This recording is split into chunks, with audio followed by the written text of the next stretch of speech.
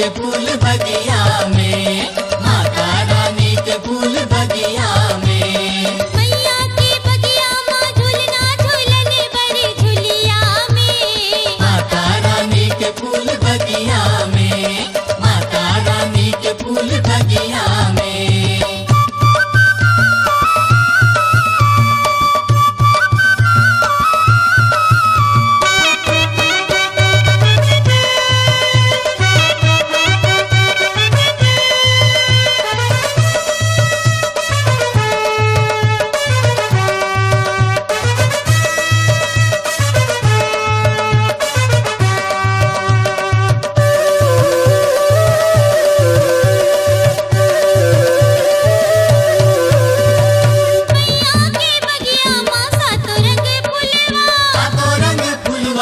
सातो रंग फुलवा, मैया के बगिया माँ गड़े हवे ढेलवा। गड़े हवे ढेलवा जी, गड़े हवे ढेलवा। गंगा नहाबो और डुबकी लगाबो नदिया में, माता रानी के फूल बगिया में। माता रानी के फूल बगिया में, माता रानी के फूल बगिया में।